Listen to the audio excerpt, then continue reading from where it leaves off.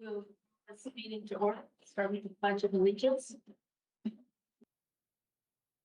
I pledge allegiance to the flag of the United States of America and to the republic for which it stands, one nation, under God, indivisible, with liberty and justice for all.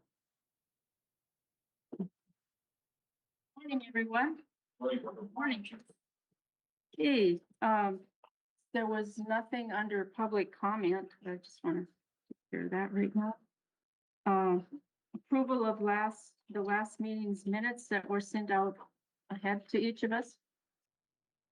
Yeah, all the mics are Okay, down, okay. so just try to project as much as we can. Okay. Are there any corrections or additions to the minutes? Madam Chair, I make a motion to approve the minutes as presented. Second. There's been a motion by Commissioner Heiser, seconded by Commissioner Pelton to approve the last meeting's minutes. Any further discussion? All in favor, say aye. Aye. Aye. Opposed, motion carries. Approval of the agenda. L? No. Preliminary budget discussion. Okay. Preliminary budget discussion. Craig, No. Bob, Yes, communications, communications. yeah, just wanna talk about.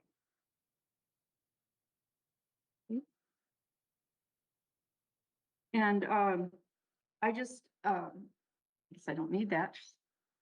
I would just add, or like I say right now that Jeff Carey is retired this last week after 16 and a half years of service to Dunn County. So I just like to thank him for his dedication to the county and the work, and wish him well in his retirement. So.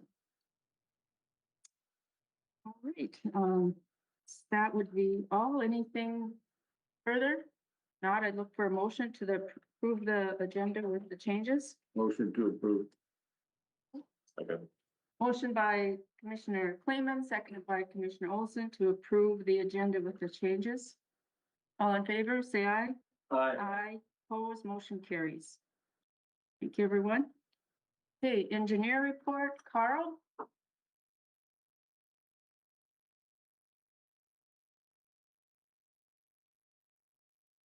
Morning. Morning. Doesn't work either.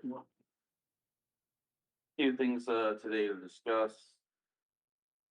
16th Street, we did submit the invoice for the Ducks Unlimited credits for payment for this meeting and the vouchers, which is for $51,000. We did approve to move forward with that back in April 1st meeting. So I don't believe it needs an approval now, but we did at that time decide to hold off the payment of it and processing until the project was closer to bid. So that's why that's on this meeting. We do have a bid opening for that project scheduled for the August 19th meeting at 10 a.m. Engineer's estimate is $2.1 million. Any questions on that project? Otherwise, 20th Street, just kind of still working through the same stuff. Most of our focus has been on 98th and 79th. The 86th and 9th, same deal. We're kind of in final design on that one. 98th, working through the permitting, kind of putting some plan sheets together.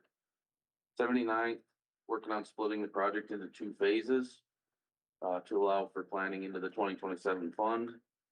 We may bid that as one, we may bid that as 2 phases.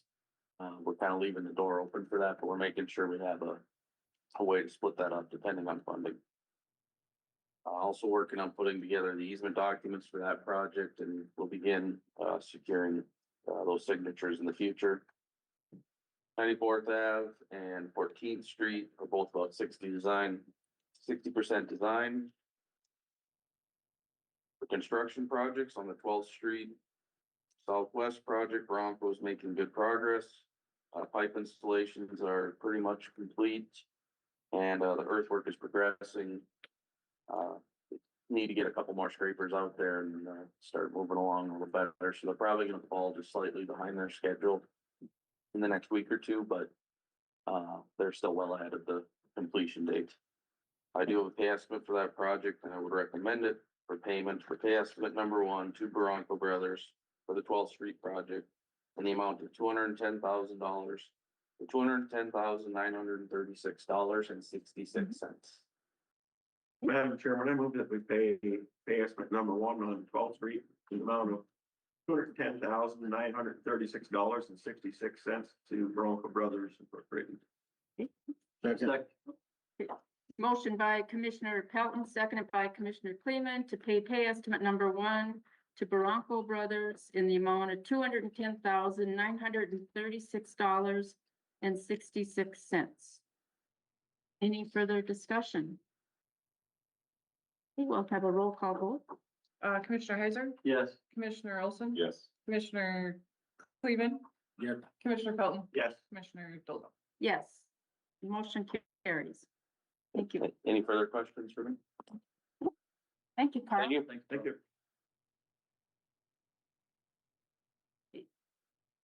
Bartlett and West. Morning, Commissioners. My volume, can you hear me good enough? We can hear you. Very good. So I have Andrew there in my place to conduct a bid opening here at 10 o'clock, but I am attending remotely, as you can see. Got some quick updates for you. On 119th Avenue Southwest, so we're waiting to hear back from CSI regarding the acceptance of the final quantities. We called them last week and they're working on the interstate. Their office people are extremely busy right now, so they don't have any objections to what we put up so far, but they're just wondering if it's okay that they delay their final payment until they can actually get back and check. You guys have any issues with that at this point? I don't think so, no. Sure, and I guess it's, the longer they leave it open, the more they have to fix whatever's going on out there, so it doesn't really hurt the county any, so. That's on that. For 99th Avenue Southwest, I spoke with Kerry from Martin last week. There were a couple items for a landowner out there that he's going to address. He wants to see what the results of the kind of the bid opening today is, and hopefully get that. If he gets this project, he plans on mowing out there at the same time. So after the bid opening today, we'll figure out what's going on there. But he does plan on addressing those. Our big projects right now, the Manning Waterworks project that we have, work seems to be going very well with JK Excavating. I think they have about 600 feet of pipe left. They've also installed approximately half of the meter pits. Their plans to begin filling some water lines this week for flushing and testing purposes. And other than that, we anticipate having another pay request at the 19th commission meeting. Moving along for 2025 projects. So our big one here today is the 7th Street Southwest from 101st to 97th Avenue, the bid opening at 10. The second part of that project, we're hammering through right away on that still. If you recall last time, we were going back and forth with one of the landowner's attorneys on some verbiage that he wanted. We've got that addressed and secured that piece of right away. And there's also a different landowner on that property that is going through some other legal issues that he is delaying until probably in December, signing on that. So that's not going to get done yet this year. For 3rd Street, we're going to focus our attention on obtaining right away for that for construction of next year, unless that's changed. And then the only other item that we have here are our 2026 projects where we have the non-responsive landowner for 115th. And Superintendent Carey and myself will probably have to get out there and make some decisions. We do have an alternative design that avoids your property, but there is a pipe that already extends past what the existing right of way is. It's so I have to figure out what we want to do on that project at some point here too, after we tie up all these other ones. So that's what I have for now until the 10 o'clock bid opening. Is there any further questions for me? Any questions? Darren, I'd like you to put a little pressure on Martin to get that project done. We've been dragging their feet too long in there, and it's not creating some bad landowner relations. So I think his Sure. excuse of waiting till they get the project, if they get a bid, but they need to get out and get it done. Yep, I agree. Now they'll be out there after today, I'm sure. So regardless, Thank you. you bet. Anything further? I don't believe so. All right. Thanks. See you at 10. Yeah, thank you, Darren. You bet. Jeremy.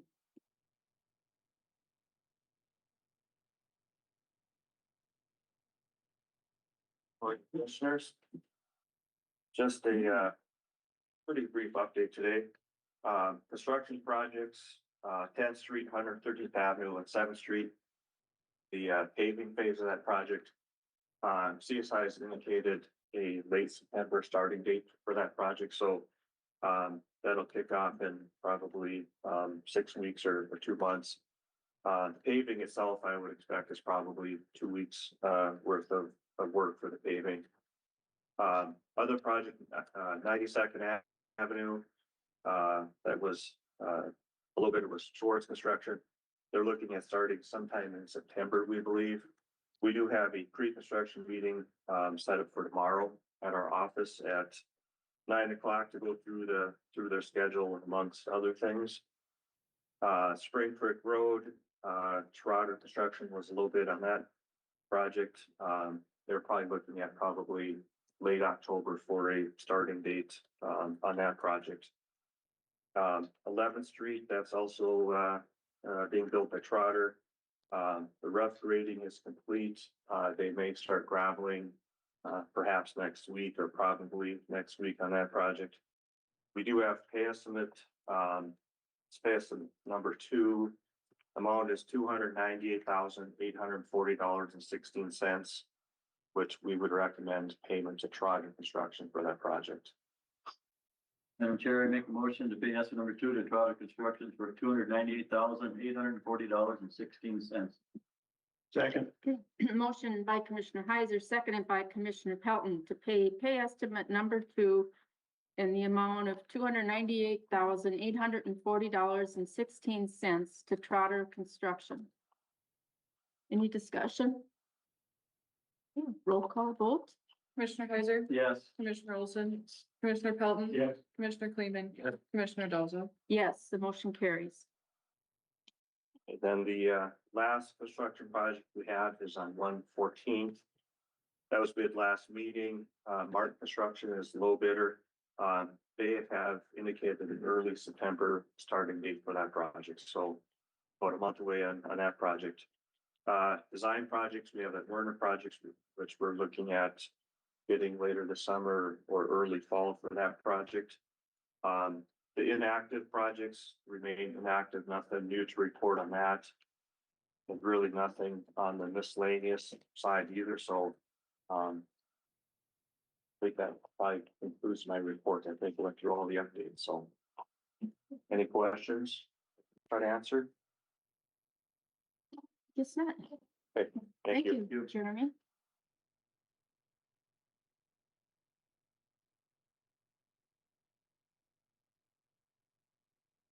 Is more here or? No. Mike? Huh?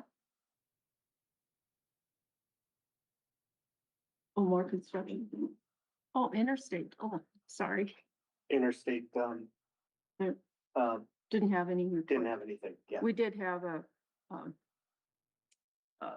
for 82nd. information, yeah. Yeah, okay.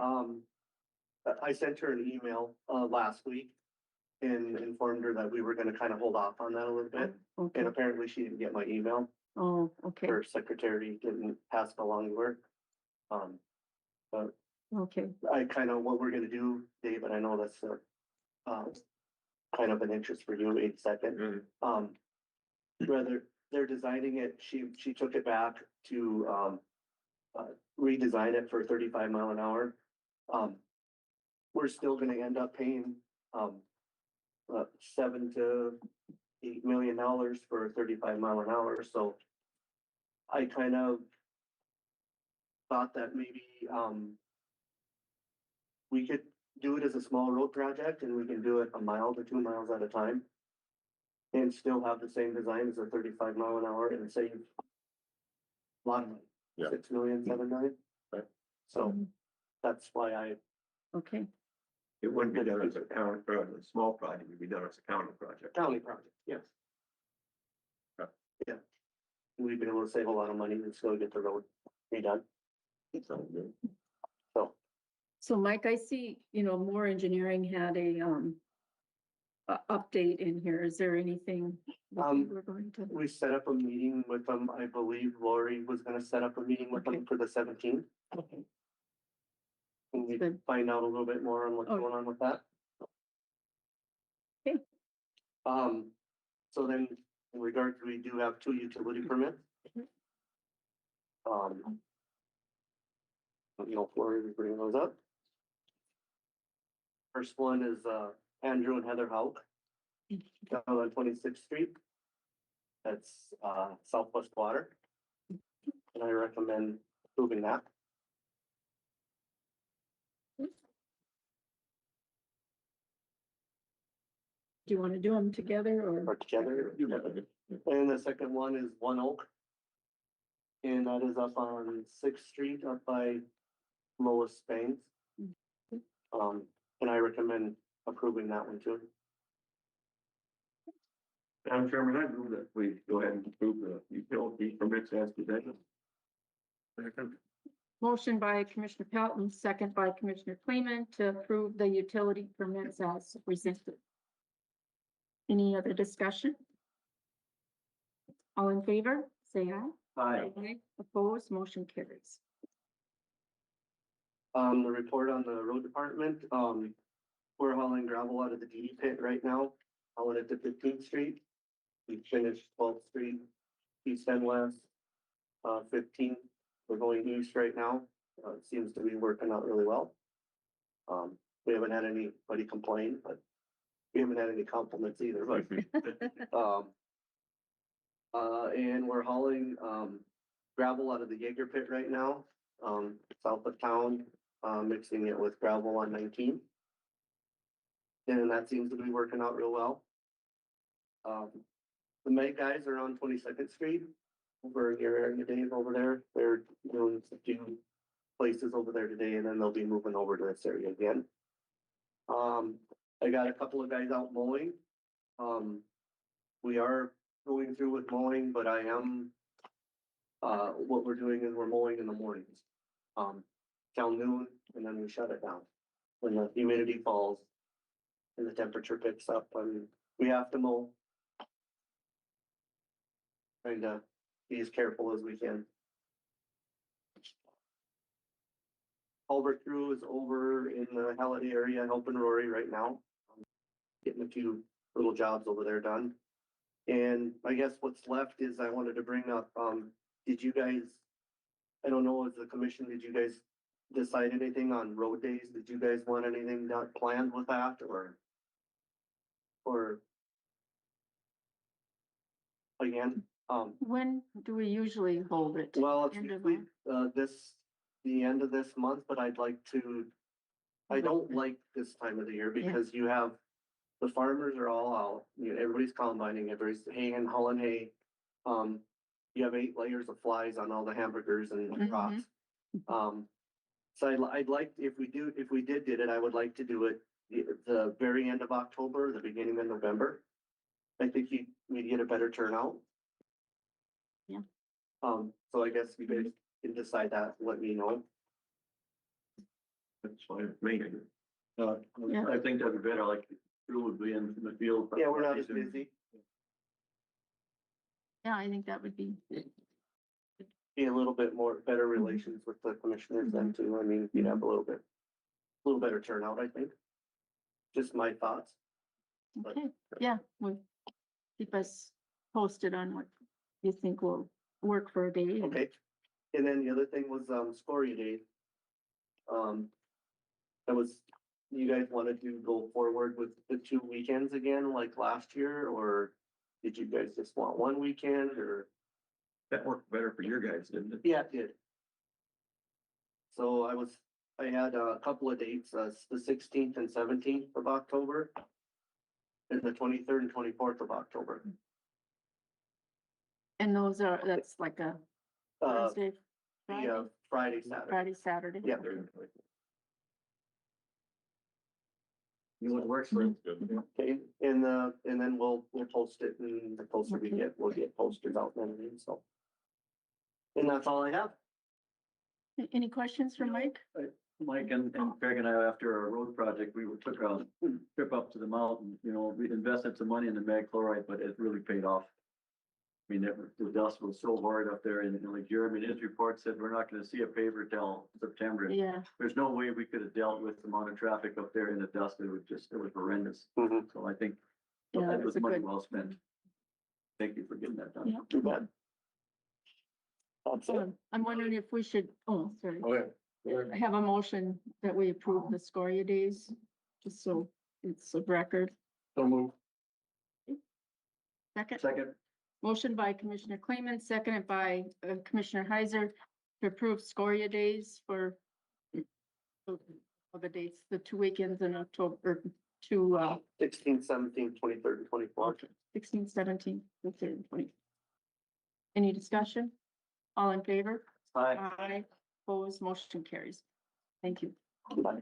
Another thing, Mike, if you're gonna keep mowing and it stays dry like this, you probably should have another outfit behind it.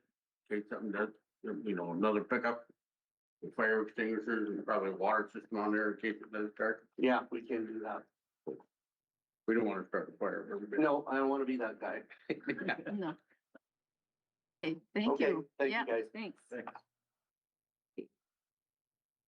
Bid opening is at 10. Why don't we go ahead and talk about the preliminary budget? Any discussion? Go ahead. Yeah, that doesn't work. I do that too. Yeah, I guess we kind of went over it last meeting, Yeah, and I think Sally just said that, we needed to approve it before the 10th of August here, so. I didn't have any changes to it. I don't know if you said we can go down from it in the future, we Yeah. can't go up. Yeah. Change of it. I think, you know, like you said, we can go down, we can't go up, but I'd be interested to see, when our salary study comes back, where that's at and our cost of our, medical insurance. Yeah. I'm in favor of approving the budget as it's stated, but like I said, we've got some work to do on it, and that can happen later. so at this time, I just look for a motion to approve the preliminary budget as was presented at the last meeting. I'll move to approve this percentage last meeting. Second, Second, motion by Commissioner Olson, seconded by Commissioner Pelton to approve the 27 preliminary budget as presented at our last commission meeting. Any further discussion? Roll call vote? Commissioner Heiser? yes. Commissioner Olson? Yes. Commissioner Pelton? Yes. Commissioner Cleveland? Yes. Commissioner Dolzo? Yes, motion carries. Thank you, Dave. Hey. Communication. Bob, you would, Yeah, I had a call this morning. I've had a couple calls. One of them was this morning, how come the achievement days aren't on our website? Cause like they said, you know, this morning, they want to know what time it started. And like, it was on like about 2 weeks ago. And they said they would like to see an update so that they can open it up and see it, you know, and know what. Be able to look on there and find out what's going on. And, the other thing was, you had something about social services. You wanted to let it out for the public. And I think that should have been on there. You know, Yeah. There should have been Comments and comments on there so that we could have looked at it. And I'm just saying, I don't know who tells her what to put on. But it'd be nice if we had more of the stuff that was going on in the county on there. And this is, I don't do it. Everybody knows I don't do Facebook, I don't do any of that, but this is the calls I'm getting, and maybe they're on there, I don't know. That's all I got. all right. I guess as long as you bring up achievement days, today at 4 o'clock is the premium sale for the kids. Right, today is a cattle show.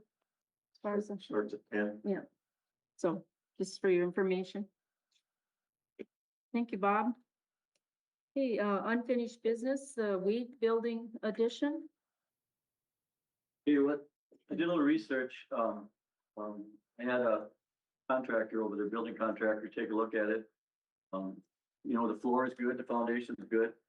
I really honestly believe that we should take that building, we've got a rough Yeah, estimate. Was it tabled? I think so. We have to Yeah. remove it from the remove table. it from the table. Second.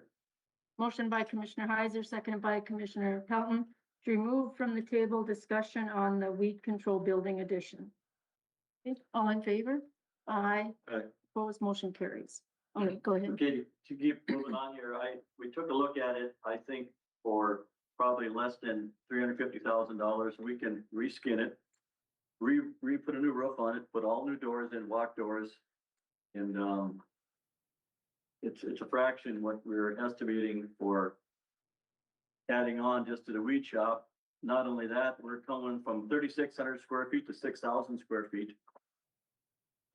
I believe that with the building close to the courthouse, we could store other things in there. You know, we've got vehicles that sit outside in elements, they could be in there. In the winter time, they could keep the skid real close. I think that it's too much of a valuable building. It looks horrid on the outside, but structurally it's sound.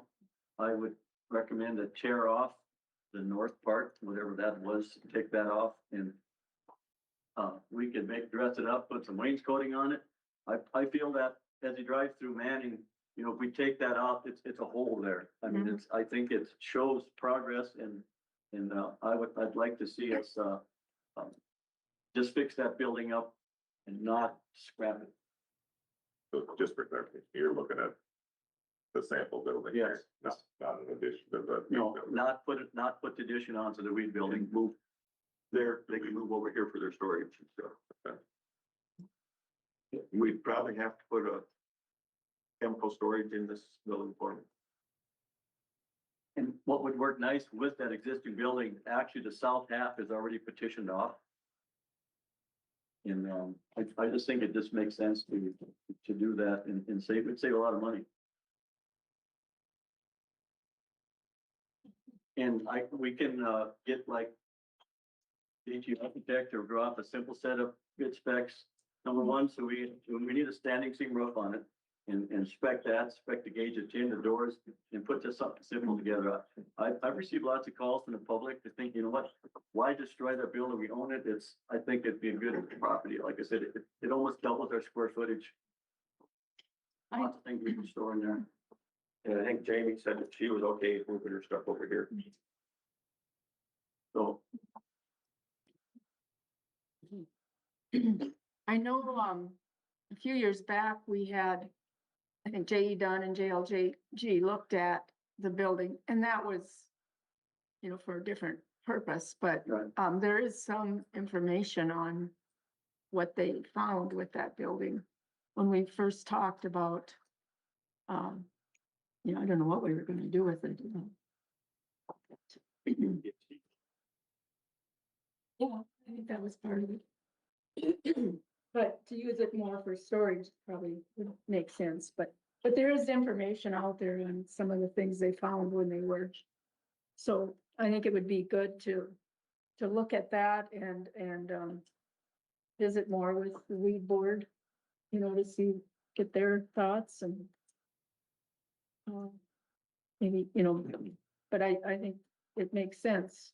It does, and you know, we kind of looked at the building, there's one spot that's got a leak on, but if you put a standing seam roof on it, you'll gain, you know, 4 to 6 inch insulation on the top.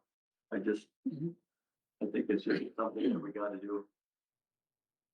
There were confidence. Insulation on the walls too. Yeah, and when you get inside, you take the inside wall out, just kind of dividing it, so it would make it more wide open. We gained in parking what we took off that, claim was an old school or something many years ago. I really don't know. Yeah, I think it was. Yeah. It was a grocery store. Okay. But I can get something put together and then, get back to the next meeting, and I don't believe we would want to probably do much there until the public safety center is far enough along where we could move some of the gym equipment out of there, Yeah, so. But the sheriff using it till that. Yeah, they use it till then, so. Mhm. So, but I think it would be good to I think it just makes smart sense. That, thank you. So do we wanna, table this until we have some more information until later, or just postpone a decision? We can Yeah. do that as well. I'll get something put together and then we can all take a look at it. Thank you. Hey, We got we should move to table. Is there a second? Second. Second by, motion to table by Commissioner Olson, second by Commissioner Pelton. To table, any decision on the weed control building until we get some more information. All in favor, say aye. Aye. Opposed, motion carries. So we have a city abatement. Do you have information on that? Yes. So we have, one individual from the city of Dodge who, applied for the 2025 homestead credit. And it went through our office and then was also approved by the city of Dodge. So it's just up to you guys if you'd like to, approve that. They do have 2 years to apply for this. So we would just basically take off that amount of what they currently owe. And I know with homestead credit, they have that right to. They to do, file. yes. And Yep. the city of Dodge approved it. Yes, it already went through them and it's approved, so it's just up to you guys if you want to.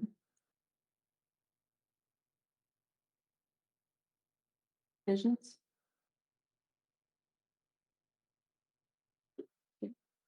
There's a second. Second. Motion by Commissioner Olson, seconded by Commissioner Heiser to approve the city of Dodge abatement. Any further discussion? All in favor, say aye. Aye. Motion carries. Can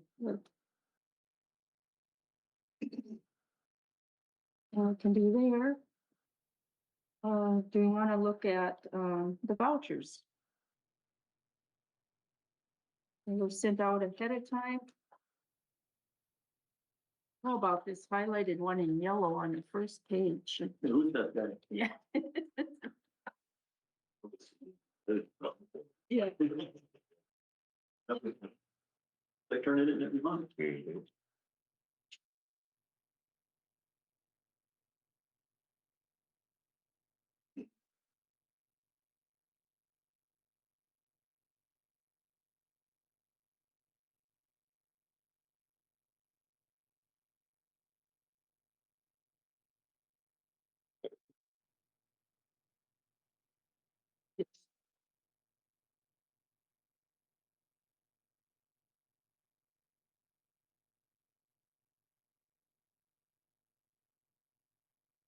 Which one is that?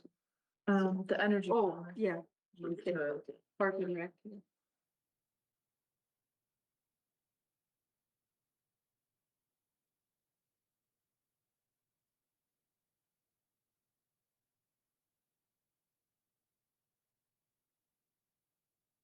Oh, the Northern Plains Engineering under the county building projects.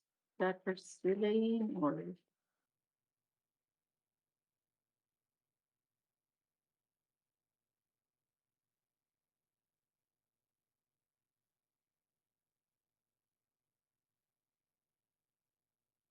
Under Fund 40 towards the end, Northern Plains. For building projects, so I'm not sure.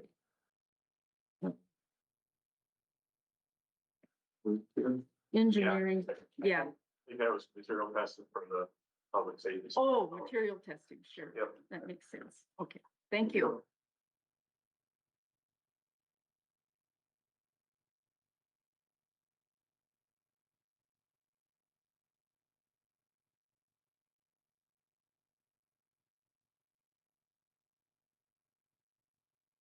Make a motion to approve the vouchers. Second. Motion by Commissioner Clayton, seconded by Commissioner Pelton to approve the vouchers. Any discussion? Any discussion? We'll do roll call vote. Commissioner Heiser, Yes. Commissioner Pelton, Yeah. Commissioner Olson. Yes. Commissioner Kleeman, Yeah. Commissioner Dolzo. Yes, motion carries. She got you, didn't she? It's good to mix up the, oh, anyway, we should do that. And that's the habit. Yeah, I always have to be first. Yep, we can just work on that. Okay, the financial report, Jim.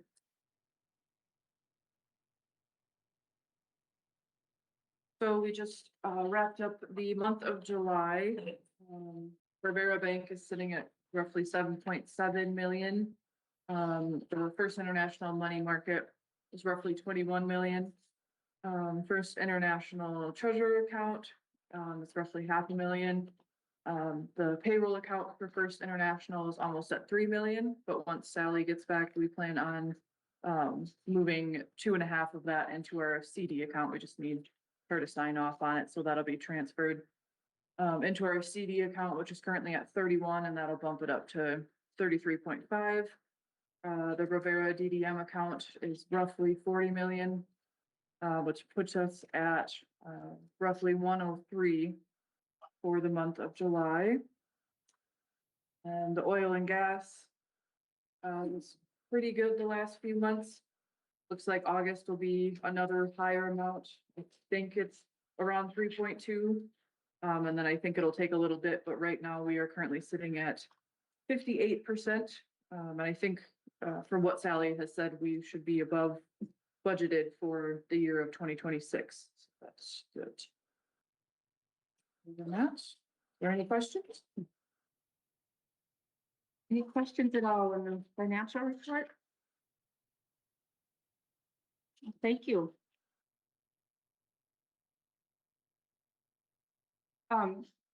Our finances, I printed out in front of you is the Kildare Area Ambulance financial for January through June of 26, just for your information.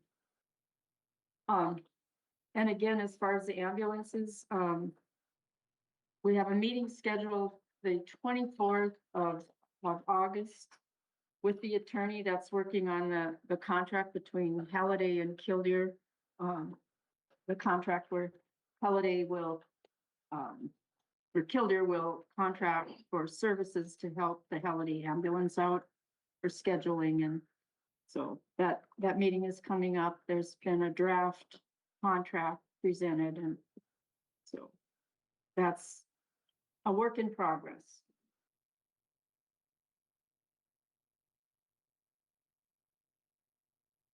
Anything else under finances? We have the bid opening at 10 o'clock, which is in about 20 minutes, so I guess we can recess until 10.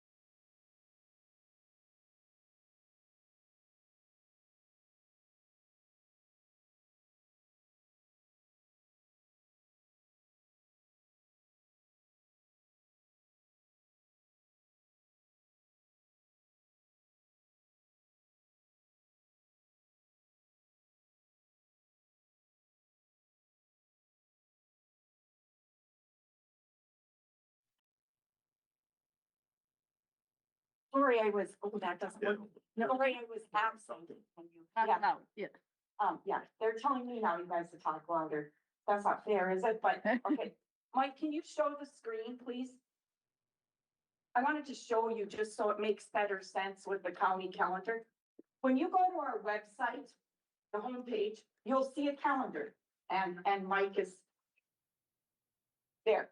And it looks empty, doesn't it? Right there. You see the big calendar, county events calendar. Off to the left is our feed and our meeting. But if you scroll down, because there are so many events, you'll see right below it, it starts listing them, but you hit open full calendar and watch what happens.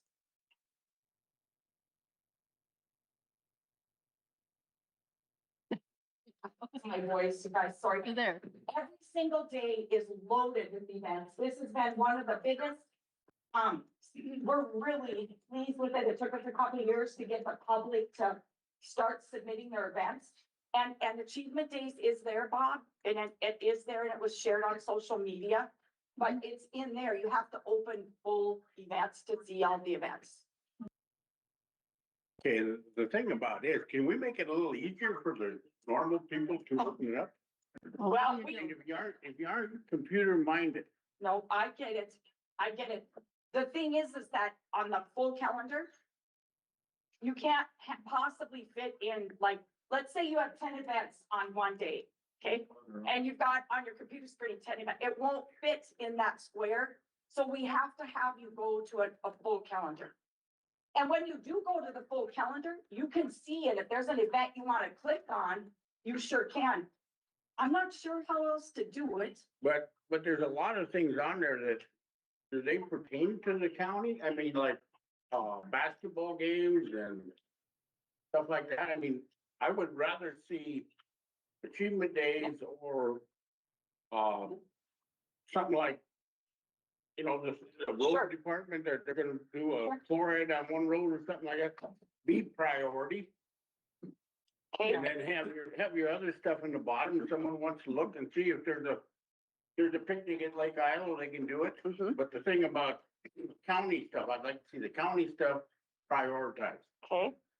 When we originally started this, I'll just tell you why we did it this way. I went out and went to all the different cities and did presentations and asked them, and to many different groups for, I bet you 6 months I did that, asking them what would they like to see? And it became a hub. They wanted a hub where, let's say Marshall's trying to plan a picnic. What else is going on in town on Wednesday night? So I don't Right, conflict yeah. with that other event. That's why you see everything. Is because they said, so this way, that's why we added the basketball games and the football games. And so that people knew, okay, don't plan an event on a night when there's a sporting event, you know, because then nobody's gonna come because there's multiple events. The other thing is, it's driven somewhat, the format is driven because it is the way the platform is that we are, you know, we're given the information. We also, this is massive and takes a lot of time to do. So what we did is we opened it up so the general public can submit events, and we encourage you to. So the bigger the more following we got, which our following is way larger than it was when we started. They started utilizing it, submitting events too, because it is, we only submit Dunn County events. Not just, we don't accept events. We have to monitor that every day.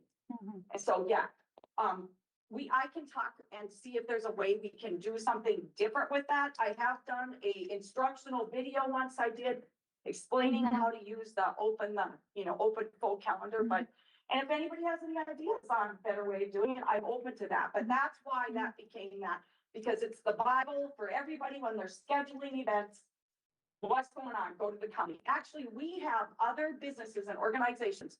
City of Kildare, I know JDA, they connect to our calendar because they don't want to start a new one. They just want to utilize this one. So we all have a centralized Yeah. location to find events. So I hope that Maybe, explains it better. maybe something like, scroll down, click on open full calendar or Add some, a statement or something. I Yeah. can sure work on that. Yeah. That would make Could there sense. be a spot, like, you open it up this morning and it says, Achievement Days, livestock judging at 10 o'clock? It I mean, should be right up there. front, It's right up- there. Oh, right up. Oh, Yeah, like when you open it up, this is what's going on today.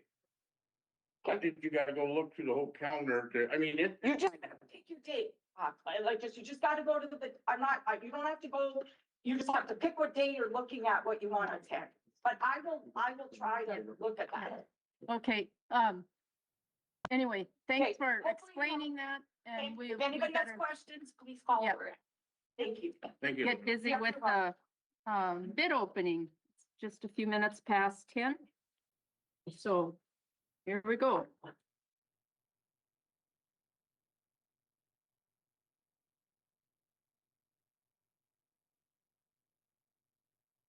Morning, our first bid today is from Central Specialties Incorporated.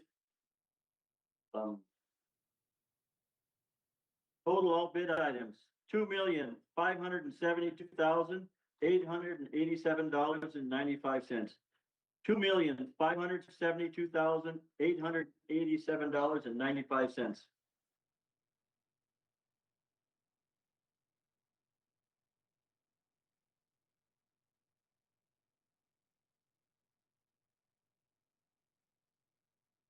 Our next bid is from Bronco Brothers Incorporated. Total all bid items, $1,874,671.08. $1,874,671.08.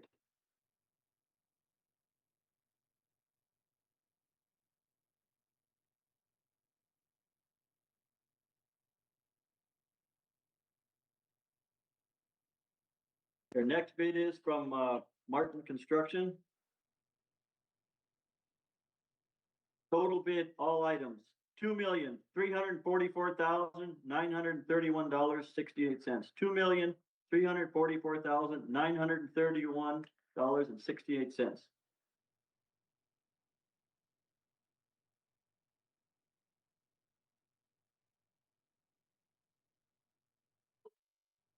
Their next bid is from Edward H. Schwartz Construction. Total all bid items, $2,281,303.85. $2,281,303.85.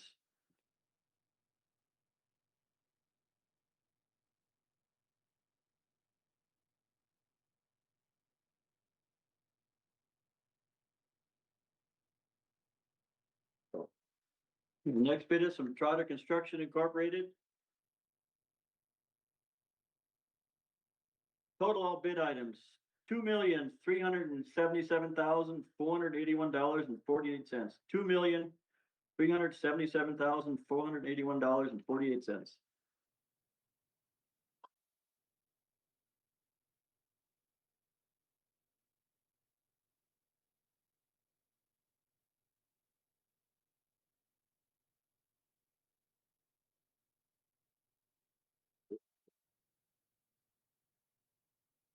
Your last bid today is from Libichuk Construction.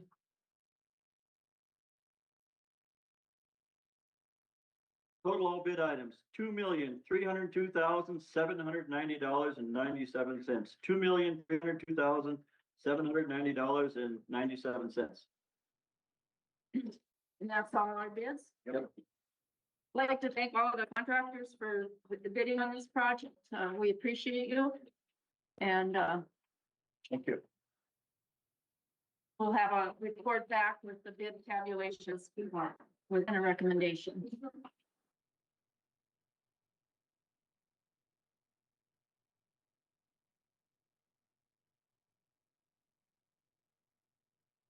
So 1010 Farm Bureau, or I believe, yeah, Ben is here.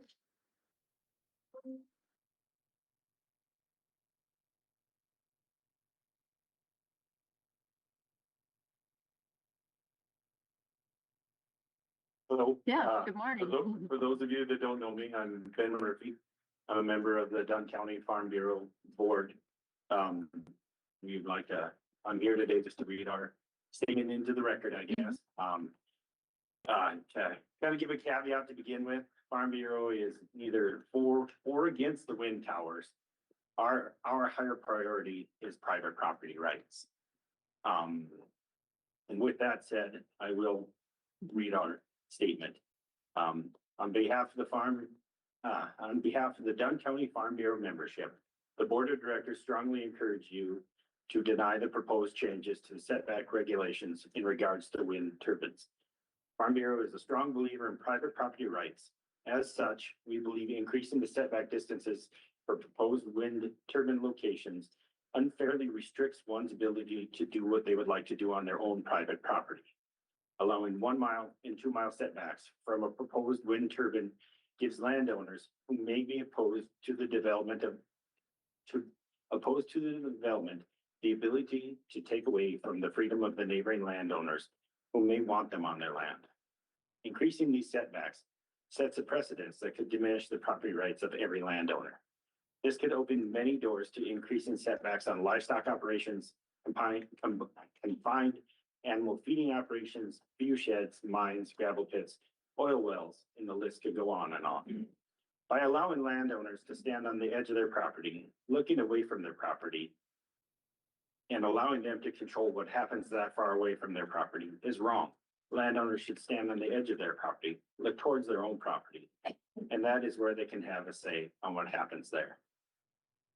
The increase in setbacks will only fuel the not in my backyard mentality that will stifle economic growth within the county. Once again, as members of the Board of Directors representing over 250 members, we strongly urge the Dunn County Commission to deny the proposed increase in wind turbine setbacks within Dunn County. Thank you for your consideration. Do you have any questions for me? Any questions for Ben? Thank you for coming in. Yes, well, thank you for allowing me the time. Thank you.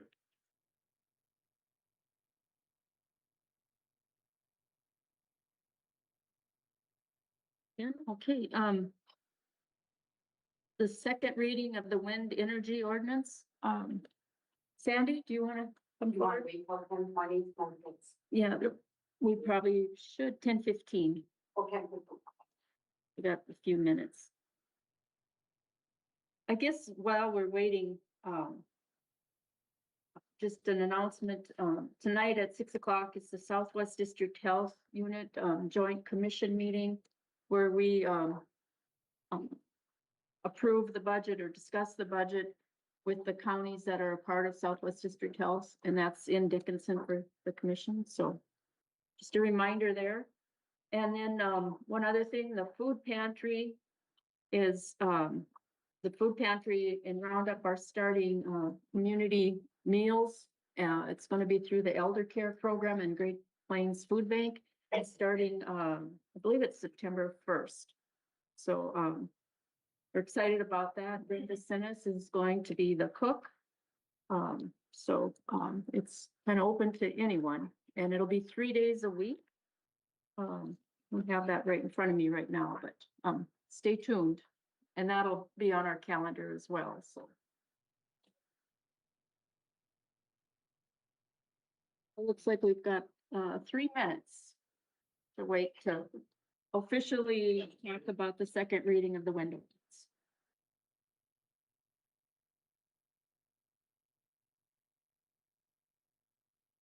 Is Sarah here? Oh, okay, okay.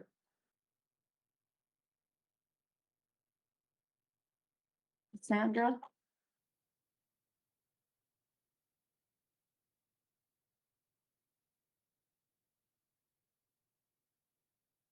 Hmm? Oh, That what you said? Yes, members, yeah, 4,000 people. Okay.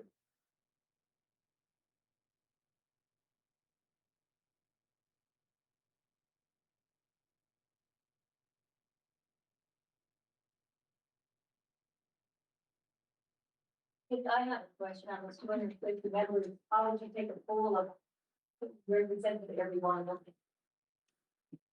It was done at, our monthly meeting with all the board content. The other members who had no idea. I understand our meetings are every month, we'd love people to become more involved. Was it unanimous? It was on board.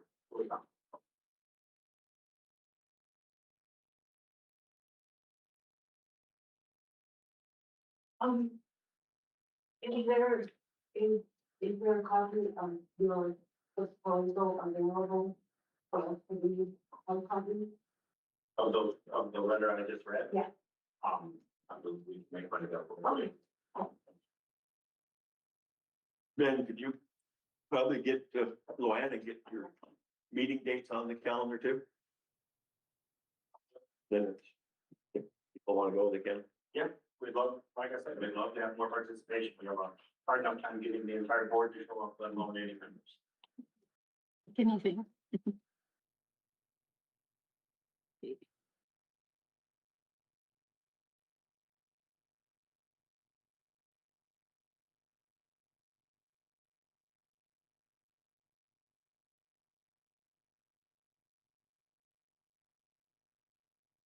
Down.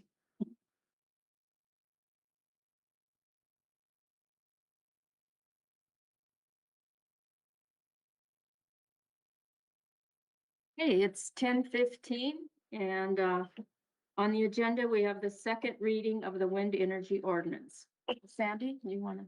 Good morning, Commissioners. It doesn't- Yes, This doesn't work. oh, it doesn't work. Okay, So talk loud. okay. This will be the second reading and the adoption of the, if you so choose to, of the wind energy ordinance that has been presented. After this, I will, advertise it in the paper. There'll be a 30-day waiting period, where anyone can make any comments, appeal. And then after that 30 days, if there's no appeal, then it will become, in effect. So it is, there'll be that 30-day. Just understand, I cannot get it, I can put it in the paper tomorrow and then it won't go in until next Wednesday. So that's when the 30 days will begin. So it's 30 days from the date of publication. Publication, that is correct. And how does the appeal process work? They just have to, they can, write out, but you are the Board of Appeals, so it'll come to you. If there is appeal, they will appeal to the Board of County Commissioners. They can either, send it to me and I can forward it on to you, or they can send it to Sally.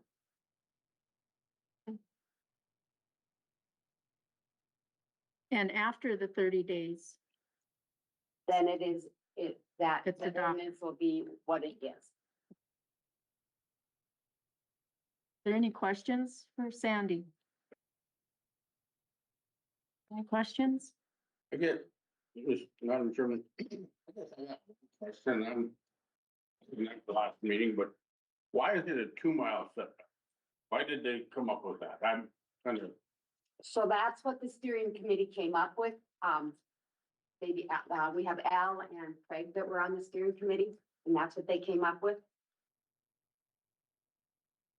Well, we looked at lots of other counties' policies, and that's where we figured it would fit best. I mean, Stark County, I believe, is 3 miles. And basically our change we made is to protect the non-participating. I'll say the story once and I'll say it again. In my previous job, we've had a wind farm go through. The setbacks were too close. Gentleman said that every time he looks out his house, there's three wind towers. It's just to protect the people that don't want them, so that they don't have to look at them every day. So, and I thought 2 miles was fair.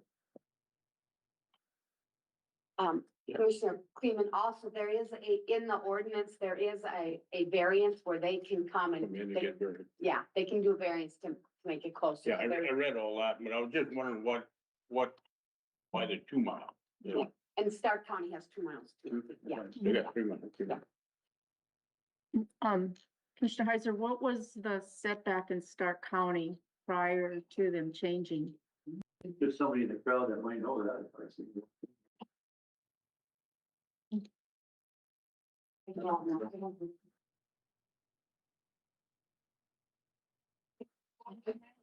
Follow the state regulations, and I think that was like 2,000, 1,500. And I know most of the counties. Like it was 15. For non-participating and probably 2,000 for non. 'Cause that's what the fee was. Any other questions? Any other discussion? So I would, look for a motion one way or the other. Madam Chair, I make a motion to approve the second reading of ordinances as recommended from the planning and zoning. Is there a second? Second. Okay, so we have a motion, motion by Commissioner Heiser, seconded by Commissioner Olson to approve the second reading of the wind energy ordinance. Discussion? Any discussion? Okay, we'll have roll call vote. Commissioner Olson, Yes. Commissioner Heiser, Yes. Commissioner Pelton, Yes. Commissioner Kleeman. Yes. Commissioner Dalzo. Yes, motion carries. And I will get that notified in the paper for next week. Okay, thank you. Thank you.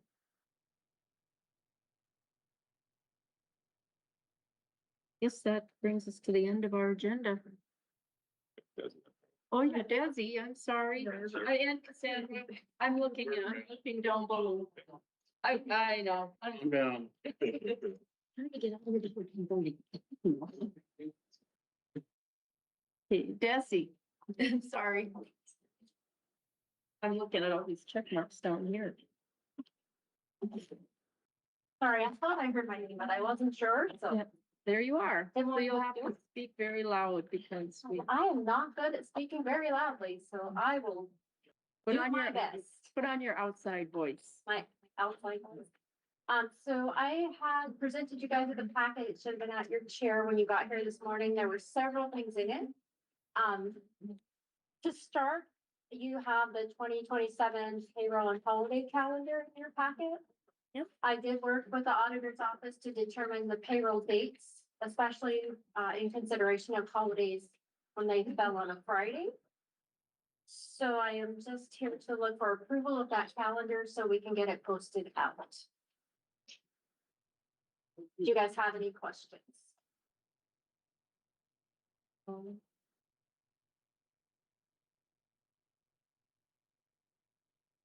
I guess I should point out that this year I did try to, like if you look at December 23rd, Yeah, it's- part of it's green and part of it's purple. I found that when I was giving new hire orientations, they were confused if there was no payday because there was a holiday there. So I just tried to kind of cut it in half. That way people understood that is a payday, even though the offices might be closed.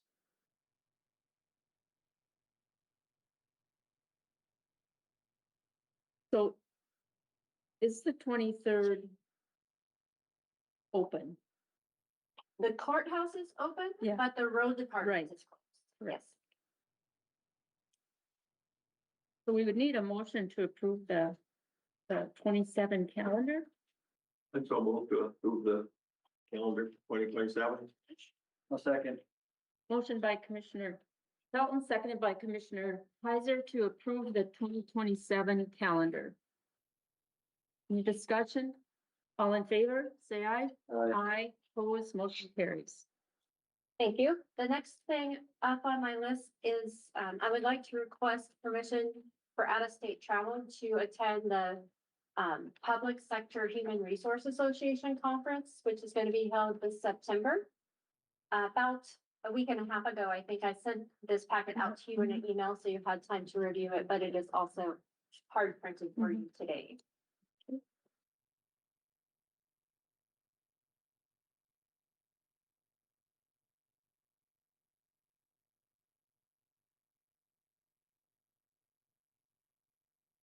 The public sector refers to county, city, government type of Yes, ma'am. HR issues and.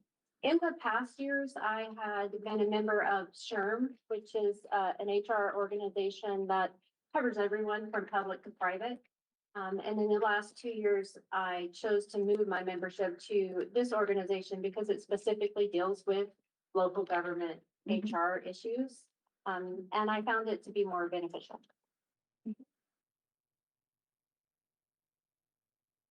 Always good for state campus.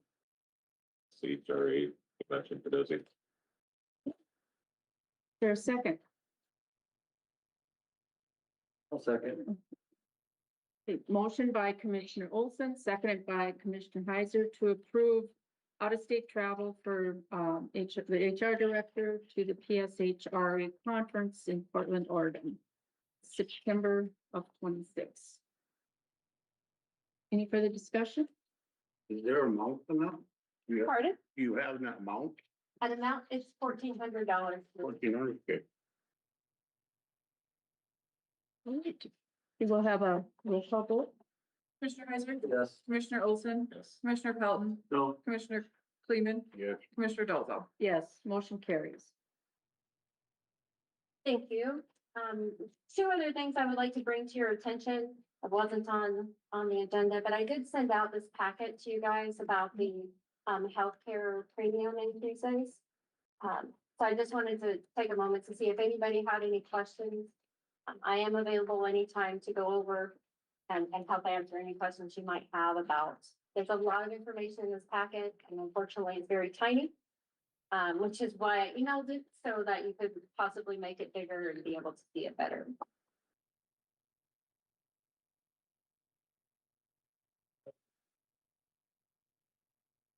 If we're gonna change our plan design, that is August 28th.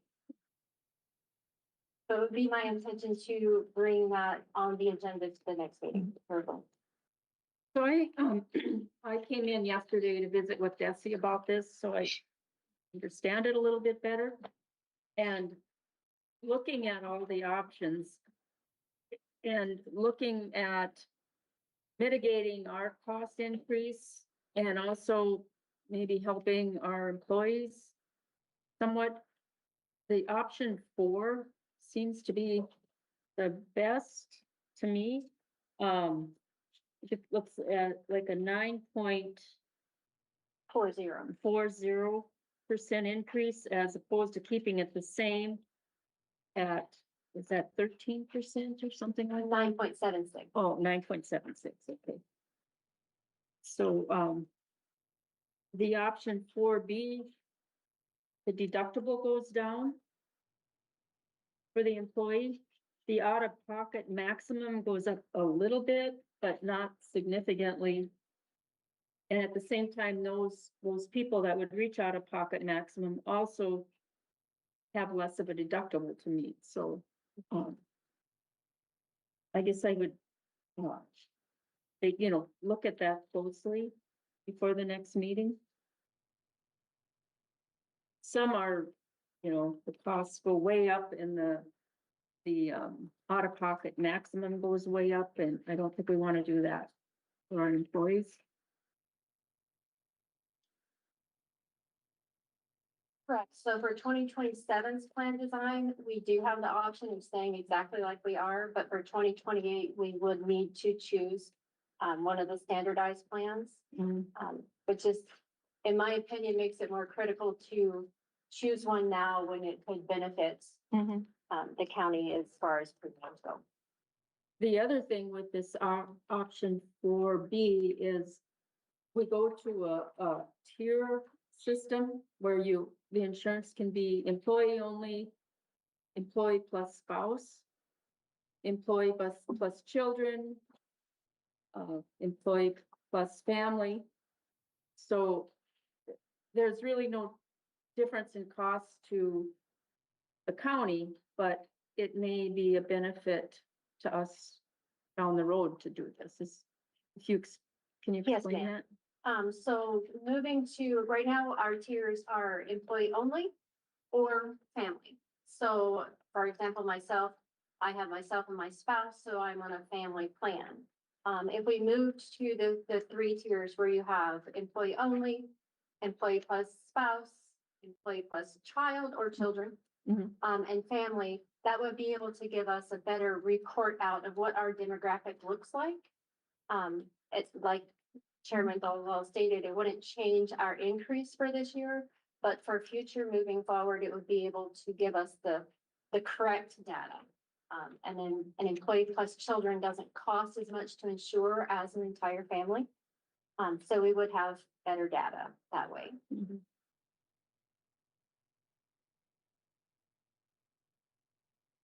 Any other questions for Desi at this time? And we will have to make the decision by the next meeting. Yes, ma'am.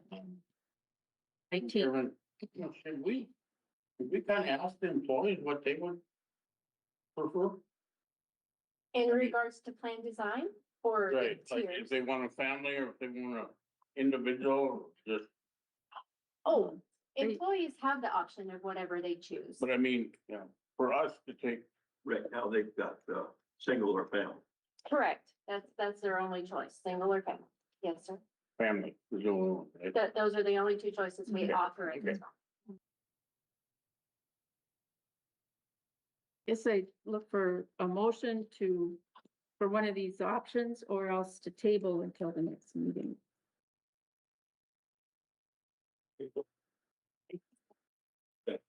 Motion by Commissioner Olson, seconded by Commissioner Helen to table a decision on the medical renewal until the August 19th meeting.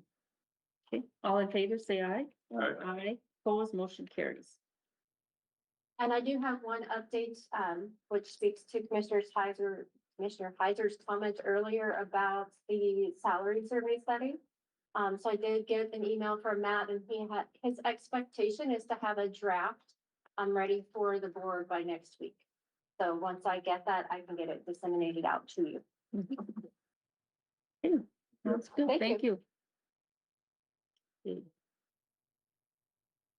Some right here. Sarah, is Ryan? I believe Ryan has made it on to the call. Hello, Ryan, are you there? Yep, I'm here. All right, good. Okay, Sarah. So probably, was it 6 weeks ago or so?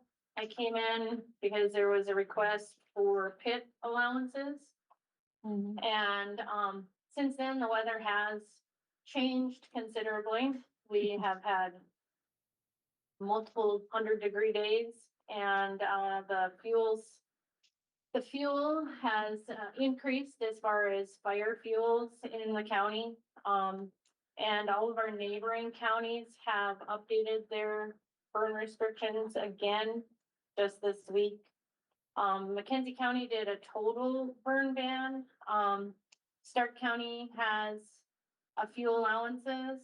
Golden Valley did a complete burn ban. Ryan, do you know what Billings County did? Yeah, Billings County also went with a complete burn ban. Ryan and I guess go ahead, Sarah. go Oh, ahead, wait. Ryan, sorry.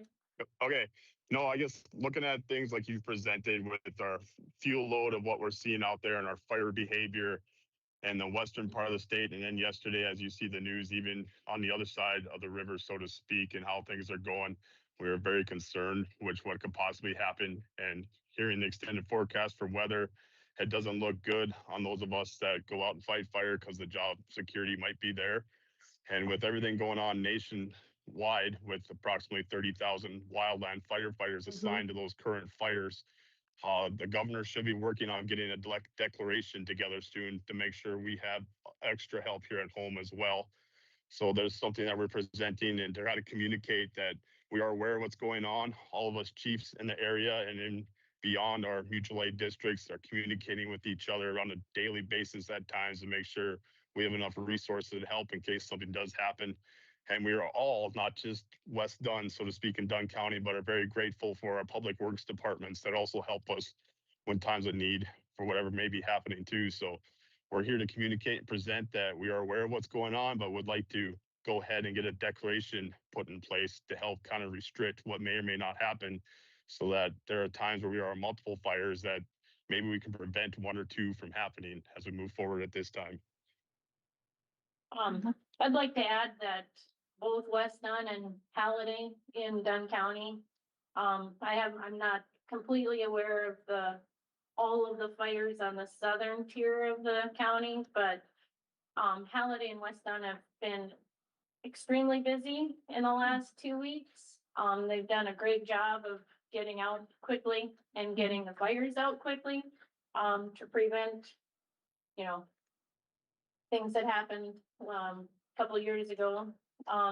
West Dunn particularly had one north of Craig's Place or northwest of Craig's Place that could have gotten, out of hand if it had gotten down into the draws. So West Dunn did an excellent job of getting that extinguished. I have a couple of options for your decision. We could do a total burn ban that doesn't allow anything, or we could match Stark County, which we have 5 Stark County fire departments that come into Dunn County. So Stark County has limited pits at any level, but they would allow like a burn barrel or an incinerator or something like that in your personal property. Do they have that limited to certain days when there's not a fire? Yes. Well, pits are Yes. Pits are off the table completely, but it does go with the rangeland fire index for the rest of the restrictions. So like burn barrels and incinerators would only be allowed at low and moderate, so green Okay. and blue. Yeah. So, So do you think it would be helpful for us to match them so there's no confusion? that's, Your recommendation? yeah, that's what Ryan and I talked about. It would be easier for law enforcement Right. in Dunn County and the fire departments, so they know, oh, we stepped over the line, well, there's different rules. Yeah, I mean, Yeah. the whole southern edge. Yeah.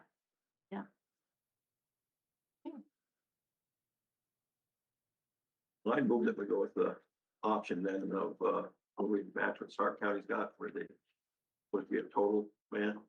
okay. Second. A motion by Commissioner Pelton, second by Commissioner Kleeman to go with the burn ban restrictions as in Stark County. And you can, for the minutes, Yep. you can get with I'll get that to Jen. Okay. Jen. Any further discussion? All in favor, say aye. Aye. Aye, opposed, motion carries. Thank you. And Chairman, Thank you, Ryan. I'd like to, thank Mike and his crew, because I think water is, They do. they're coming on. I think he's on e-dispatch now, so he can dispatch guys out because Mhm. you all know when a fire with the water, soon you get it. Yeah, it's- yeah. He gets it. He gets the water on the road as soon as he gets it. Yeah, So Page. that's a good thing. and there are quite a few. I mean, Mike is definitely, I got it all situated, so Mike could get all of those. And there are multiple road personnel that are on EG Fire Department, so they're at the ready to run and get a truck at any time, so it's awesome. He's got guys on call on weekends that he knows who would call right away. Awesome. In different parts of the. Yeah. And that way, the guys that are on a fire department, they can go fight fire and not have to worry about going to get a truck. And Chairman, Mike, have you got fire extinguishers on those mowers? Yes, You we do? got the water cannons and we've got the regular fire. That's good. Okay, well, I guess we can take a 5-10 minute break until we hear back on our road. Is he here? Oh, I didn't see you. There you are. Yeah, I'm looking for, yeah. Sorry about that. No problem. Yeah. Should have called you up sooner. That's kind of a good feeling when you're a big guy like that, and you don't. Yeah. Just stealthy. Thanks. We had a chance to review all the bids received. Everything looks accurate and rather straightforward. The apparent low being Bronco Brothers at $1,874,671.08. Would recommend moving forward with the apparent low. Madam Chairman, I move that we award the 7th Street project to Bronco Brothers Incorporated. Second. Motion by Commissioner Pelton, second by Commissioner Heiser to award the 7th Street project bid to Bronco Brothers. Any discussion? I'd like to make a quick comment.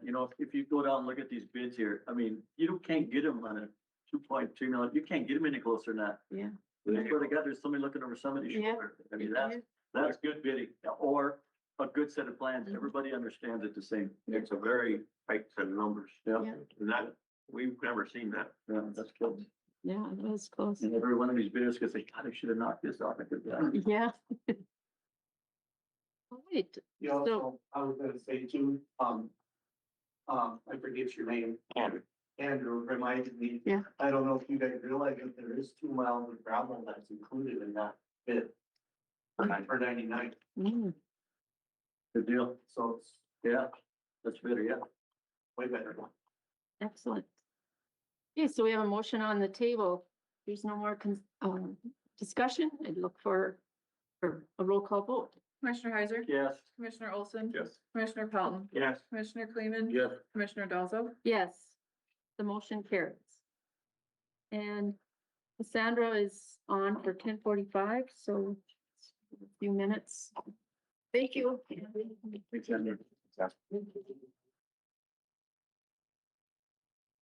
Oh, yeah.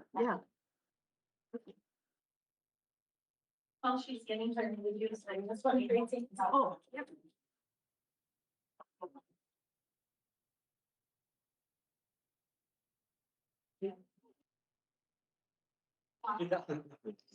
Please talk loud. It's not. Yeah, no, for sure. Thanks. Hi. Hello there. Hi, Craig. How you guys doing?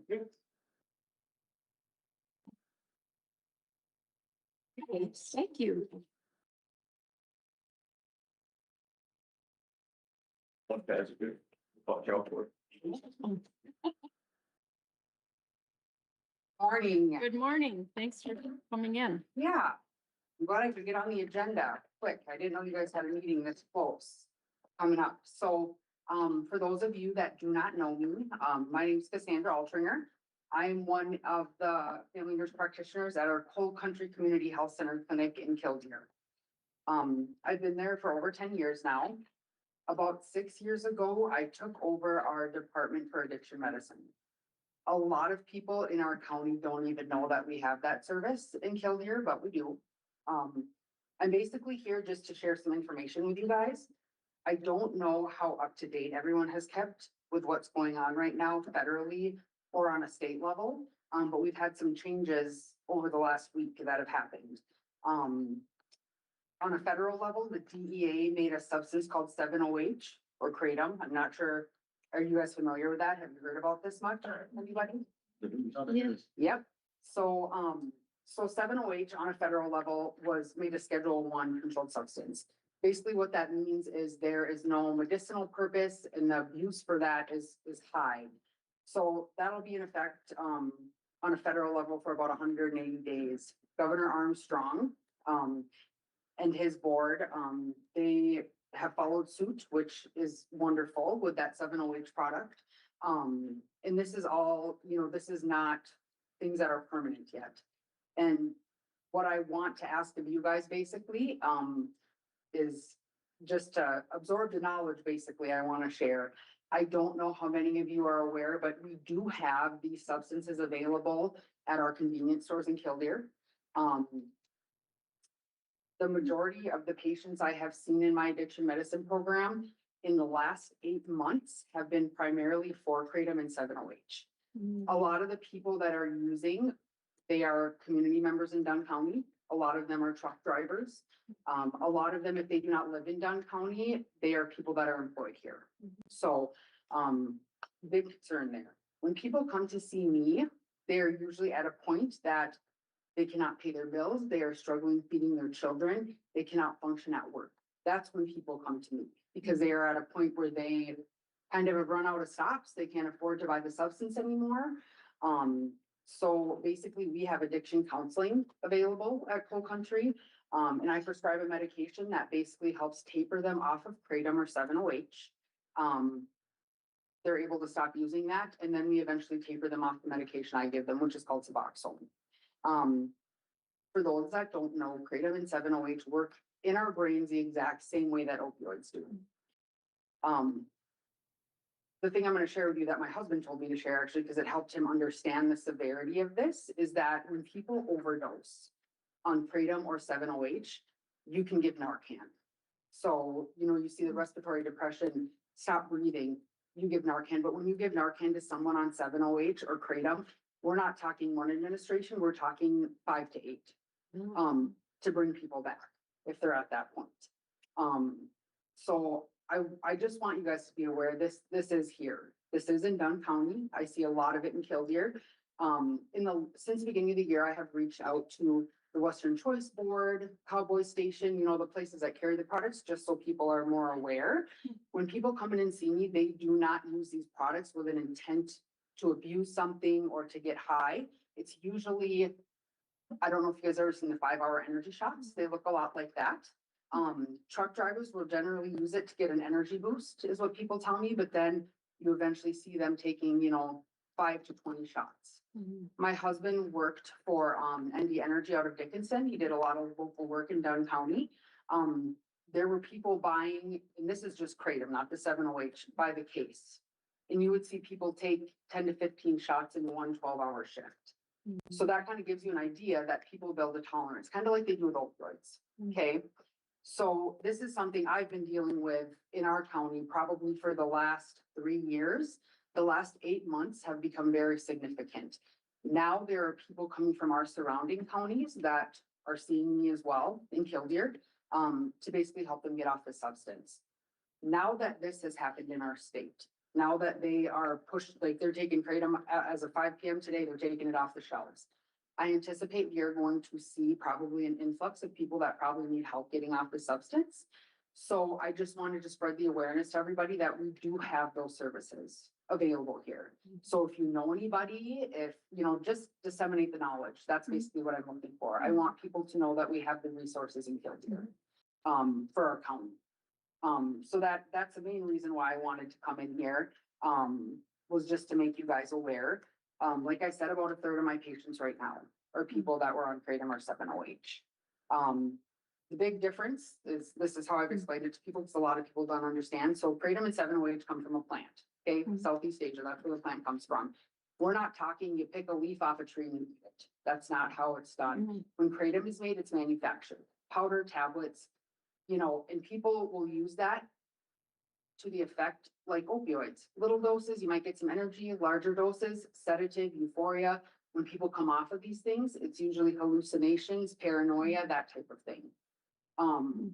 So we do have the services available. I think we're gonna see an influx, but if it comes to the point in 30 days when this, you know, state ban is over and they do not make it a permanent law, which I really hope that they do, I would just ask you guys to maybe have that awareness to make it outlawed in our county, period. Because I know that that is something some counties can do and even states. So yeah, I just wanted to bring the awareness. I gave you guys my contact information. If anybody has questions, concerns, anything like that. So yeah, any questions from me right now? So what name is it under? Are there brand names? So of here's this? the thing, I actually went to Cowboy Station. I went to Senex. I did this probably about 5 or 6 months ago. It does not say Kratom on it. It usually says the scientific name, which is the plant name. Most people don't know that. So usually it will say like energy, it's for energy or it's fatigue. I don't know if anybody watched the press conference they did, but they actually, Wrigley, who was our attorney general, he actually went into a smoke shop and bought a lot of those products. And they're labeled as like strawberry cream, or, you know, they're kind of things you think of like candy, I guess. Like they're colorful, they have fun names. So it is not advertised as Kratom. I did get Western Choice, Senex and Killdeer to hang up, this. They did hang this up for me. But people, when they buy this, they don't know what it is. I actually had to like look at all of their stock to try to find the name. Cause if you don't know what it is, you know what I mean? Same with 5-hour energy drinks, like you don't really know if it's not put on a label what it is, or, you know, and like I said, people are not coming to me when they've tried it one time. These are people that I tried to stop and I can't, because the withdrawal is the same as opioids. So it's the sweating, the fatigue, the bone pain, it's all of those things. I've had 2 physicians from Denver actually reach out to me in the last month. I don't live in Colorado, so I don't know what goes on there, but they have zero awareness that people can actually withdraw from these substances. So it's something that I think is important. I think this is I'm gonna see an influx of patients. So I just want people to be aware that there is help out there. There are things we can do, because I've had patients that have used the 7-OH tell me that it was harder for them to get off of that than it was heroin that they used when they were younger. Mhm. So it's a public health concern. These are things that, I mean, we don't want our kids to vape either, right? But Mhm. kids get things they shouldn't sometimes. My kids are only 9 and 13. Both of my children know what this substance is. I've talked to them about it. But I think sometimes it goes to the wayside if it's not a personal problem for people, you know? So could kids get a hold of this? So actually there- Wrigley, I don't know if anybody watches, but he actually went into the smoke shop and said, well, what if I give this to kids? And I said, well, you shouldn't do that.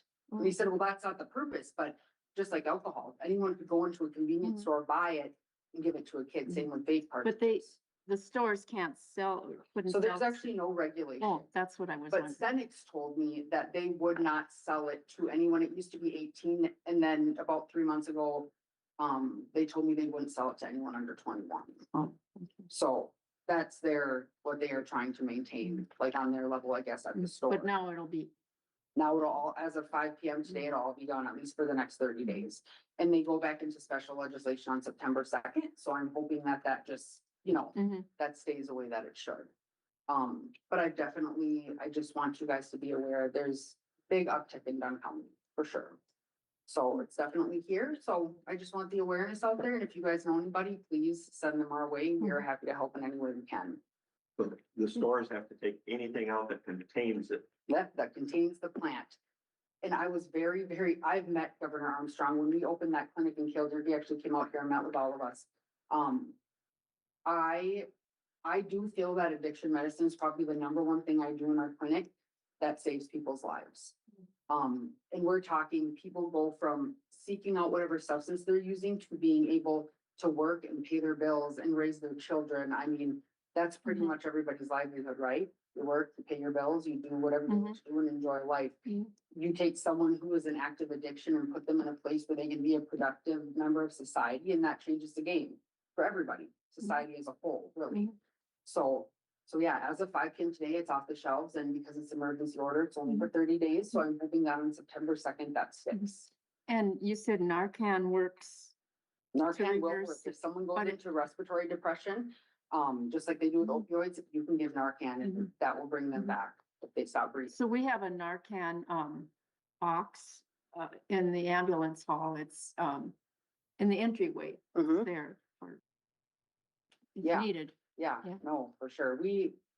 Sarah? Kathy, though, you said it takes 5 to 8 Yeah, doses? Yeah. that's what I've seen. What I've seen in my clinical practice. So, May you know, take more than one dose. it'll take more than one dose. Mhm. So that's another thing. So you gotta think, this is an issue that is not only affecting healthcare providers and our community members, our EMS, our law enforcement, Mhm. you know, Armstrong made a comment that at the end of the day, I mean, most law enforcement, they go by their state laws, right? Yeah. So then the other thing I think about is all of our truck drivers on the road. How is that, you can't use opioids and operate a commercial vehicle. You're not supposed to anyway. So then it makes me think, how does that affect our drivers out on the road? I do DOT exams, and to me, what I think about when I do those exams, because you have a lot of people with blood pressure issues, diabetes. You are driving on these roads, I'm on these roads, our families on these Mhm. roads. It's a big deal when you drive commercial vehicles, operate heavy machinery, you know? And that is probably the most common people I see use these products are usually truck drivers. Mike? Cassie, if these they have the same effect as an opioid, you said? Yeah. Do they drug test, or is there a way to screen? There is, yep, they're actually urine, screening tests, which is what we do in the clinic, like for my patients that are in my programs. But most standard drug screens do not screen for it. So like when people do drug screens for their employers, that's what I'm also, like, what is gonna happen when whatever happens with legislation in North Dakota is gonna determine, I suppose, what companies are gonna do. Because this would be something people would need to test for. I mean, if you think of how opioids affect people operating vehicles, yes, I mean, the truck drivers and things like that, I mean, organizations are gonna have to do something to change that and monitor it, I would think. Okay. So, yeah, Do you suppose that in the withdrawal period, will get violent or will they get violent? So- Will they be seeking something else to? So yes, yes, for sure. With any substance, you see that, right? And I do addiction medicine for everything, anywhere from alcohol to heroin, opioids. But yes, but the thing is most people that have started, any patient I've had thus far that has started using kratom, they did not use any substance before they used this. Mm. It was usually by chance. I got it because I wanted a little energy boost, for the day. And it's not a problem until it's a problem, until they try to get off of it. People don't have an awareness until they try to stop how sick they get, that they can't stop using it. So that's the unfortunate part is, if you're gonna use heroin or marijuana, or most of us know those are bad generally, right? Like you do that, that's not good for you. But if you think about going into a store, buying something that says, hey, it's gonna give me a boost of energy, we could all use that, I'm sure, a lot of days, right? Easy access. So it's any patient I've had in my clinic, it has never been intentional. They had no awareness that that's what it would cause until it was a problem. So a So lot of them are just giving it energy drinks or. it's just shots, energy shots or tablets. And a lot of them, like especially when you see truck drivers that have to switch that night and day shift, they will use it to help them sleep when they switch over. Because if you take it at higher doses, it creates more of like a sedative effect and it helps people feel tired, which is what opioids do as well. Same with fentanyl and anything else. If you take it in high doses, it makes people nod off, and that's when people stop breathing and you see all that, So So is that 5-hour energy drink that you see on the counters? That's not, So the ones at Walmart does not sell anything with kratom. oh, okay. But if you ever go, like, which now at 5 will all be gone, but that is literally what they look like. At Cenex, they look like 5-hour energies. And you would not know what it is unless you know what the scientific name is and you read everything on the back, which is what I had to do. It didn't even say kratom on it. And 7-OH usually comes in tablets. I have had patients that start out, and it says on the back of them, you take a half a tablet a day. A lot of people take it for pain relief. I had someone tell me that they started taking the 7-OH tablets because they didn't want to take ibuprofen. Oh, I've had patients tell me these are people that are spending hundreds to thousands of dollars in a week on this stuff. I had one patient that was taking 40 tablets of 7-OH to get the same effect he was getting from kratom. So what I've seen is when they start using kratom, then it usually leads to the 7-OH, because 7-OH is actually derived from that kratom and it's more potent, so it's stronger. And both 7-OH and kratom available. Yes. And you wouldn't think it's gonna kill you if it's at a gas station. Exactly. And that's like, I think the public health concern, like the concerns for communities is nobody has an awareness of the dangers, I guess, associated Yes. with it. Exactly. So, that's a big reason why I just wanted everyone more or less be So aware. what is the company or companies behind this? It's not Big Pharma, is it? It's No, just a private. have you guys ever been in a smoke shop? Any of you ever been in a No, smoke but- shop? They sell tobacco and stuff in there. But they have a very, very large, they have a large array of a lot of things. But it's multiple manufacturers, and it's humans processing things in a way that are, people that look fun and inviting to people, and it works, obviously, Yeah. But now when you take it away all of a sudden, you have a lot of people using the products, we're gonna run into some issues, So, You should be busy next week, probably take the shelf. yeah. Today. Yeah. So that's actually what people have told me, even some of my patients, is like, people are just going in and stockpiling, until you can't anymore.